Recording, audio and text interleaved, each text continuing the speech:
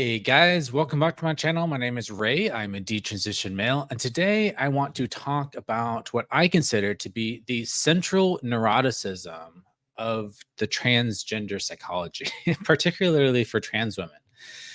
And this neuroticism centers around this obsession with having other people perceive them to be real women. That is the central neuroticism. So take this post here on the M to F subreddit. How do you know if cis women really accept you? This trans woman, trans identified male writes, I've seen repeated posts on Twitter and Tumblr from trans women talking about not being accepted as, quote, one of the girls by cis women. The claim is they'll be superficially supportive or will claim support for social credit, but missteps, big or small, would lead to the revelation that they don't really see her as a woman. It makes me wonder what red and green flags to look out for. While I find these posts alarming, I feel they are making me paranoid. Like my previous post asking about queer housing, I wonder how common these incidents really are. On the flip side, I've seen plenty of posts from trans women here indicating they were included as a woman in some sort of social ritual or rule, even fairly early on in their transition. Compounding this is autism. I have it. A lot of us have it. Go over to one of the subreddits for autistic women, and autistic cis women will tell stories of how they're being excluded by neurotypical women. I don't know what to spot for because I boy moded for a year after I came out. Then the pandemic hit and forced us online. With me working from home, going out and socializing is happening a lot slower than it did in high school or college. Um, I seem to pass consistently and am able to go stealth. I've had at least one cis woman reach out to me after I came out, and we've become friends as a result. She says I'm more of a woman than her, has advised me on how to woman, and accepted that second puberty made my emotions turbulent. Compare this to another person who seemed to accept me, but insisted on referring to me with my dead name and gender neutral pronouns when referring to events that happened pre-transition. Everyone in my circle believes she was being covertly transphobic. So for me, this is definitely the central neuroticism, which revolves around gender identity ideologies insistence that in order to not be transphobic, you have to believe that trans women are real women.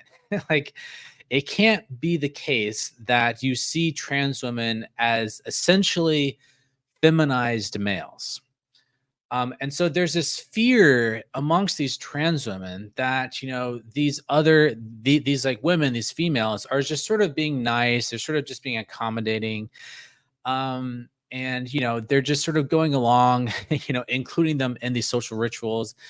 And honestly, I think that this paranoia is well founded because I do think it is the case that there is a silent majority of females out there who don't actually think that trans women are real women in the same way that females are real women.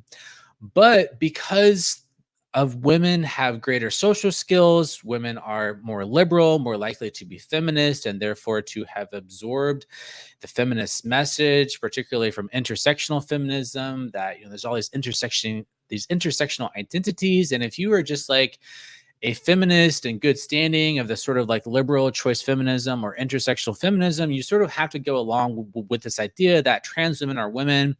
You have to repeat that endlessly. And I think a lot of women are cognizant of these sort of sociological, political correctness pressures that basically they have a social awareness that, they can't express their actual opinions in regards to trans women.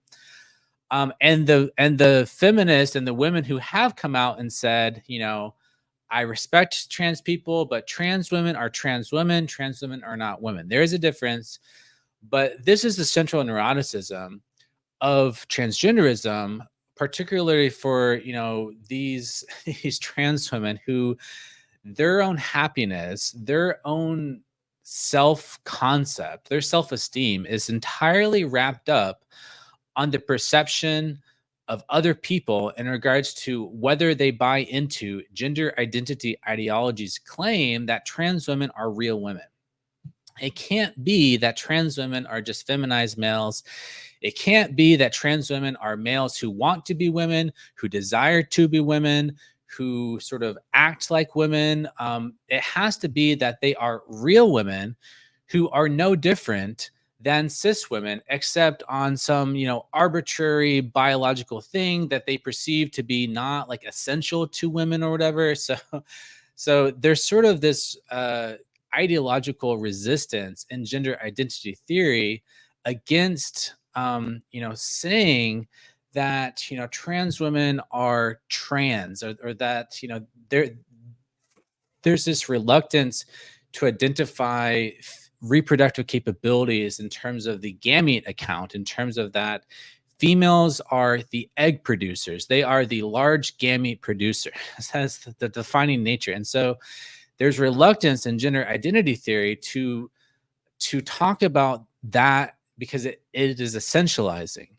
And trans women don't like to be reminded of the fact that they were not born female, they were not raised female, they were not socialized as female, they didn't go through female puberty, they're not capable of pregnancy, they're not capable of like experiencing the sort of prototypical thing that defines the very distinction between males and females, which is, the like ability to get pregnant and, experience motherhood and give birth to a baby, which, and of course, yeah, there are females who, don't experience those things either medically or by choice, have hysterectomies or a disorder of sexual development that prevents them from being pregnant. But nevertheless, there is something distinctive to the female experience insofar as our experience as embodied beings, um, matters to our social experiences. It matters to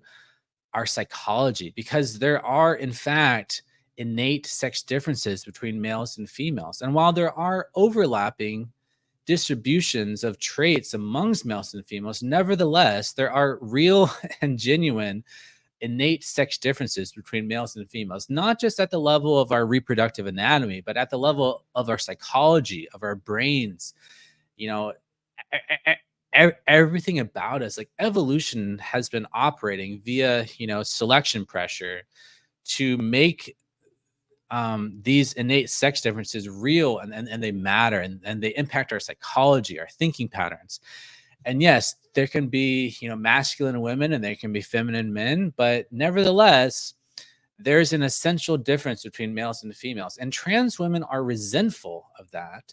And it violates their need for the validation of the self concept of woman. Because when you say that trans women are not real women, it sort of just triggers their own dysphoria. And that is the central neuroticism, is that because their happiness depends on the external validation of strangers to perceive them as real women, their happiness is contingent on the beliefs in the mind of other people. It is not enough for a lot of trans women to be treated as a woman, um, to sort of be included in these social rituals. They require a they require the actual beliefs. Like you have to not just politely treat trans women to use she her pronouns, because it's one thing to use she her pronouns for trans women. It's another thing to actually genuinely and sincerely believe that trans women are women, and not to like emphasize the fact that trans women are fundamentally male and they will never escape that male reality, and that insofar as they are male, they're always going to be different in essence from females.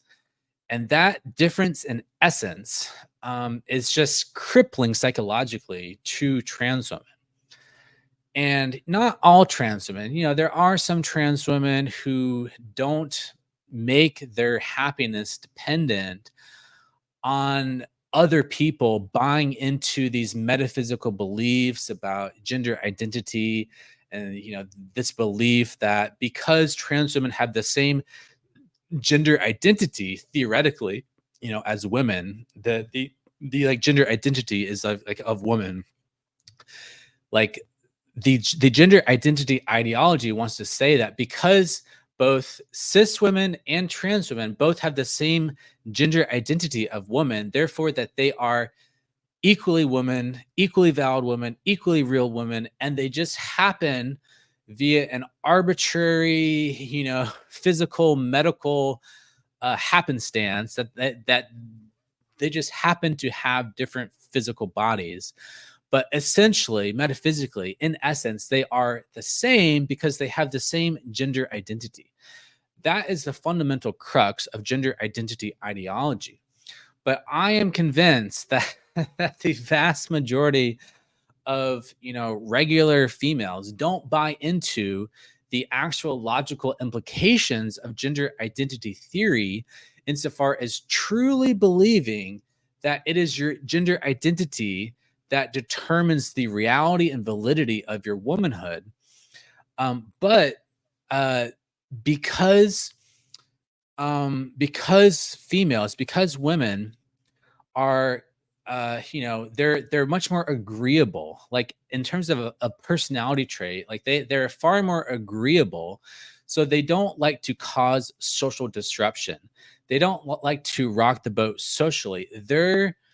Their social contrarianism is much more subtle, and they have better social skills, and they have high empathy, and like usually they buy into these patterns of sociality, of like agreeableness and being kind and being nice. And so I think a lot of trans women can assume that merely because a woman uses she her pronouns and says, "Oh, you go girl," or like brings them shopping, or takes them out to like girls lunch,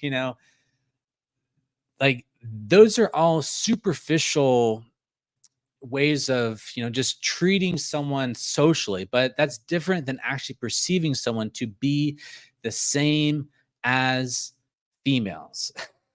Like trans women don't like to be reminded of the fact that they aren't female, which is why there's so much intellectual effort being put into this idea by trans activists that the sex binary is essentially a social construction, and that there is no essential innate sex differences in males and females. And they need to do that. They need to say that it's not just gender. Our cultural signifiers and signs and expectations around sex are socially constructed. They want to say that the physical sex itself, biological sex itself, is a social construction. They want to destroy and negate the sexual dimorphism of these innate sex differences from males and females, in order to prop up this idea that they were merely assigned male at birth, but they're not actually male, because they've taken these hormones and they sort of modified and cosmetically altered their bodies. And so a lot of trans women are dependent psychologically on this idea that they need to validate their identity as women, and like convince themselves that their essence is not male, or that their male essence, biologically speaking, is not relevant to their womanhood. But I think most women, insofar as their experiences are fundamentally shaped by their female bodies growing up, insofar as like the life experience of a young female growing up is very different from the life experience of a young male growing up.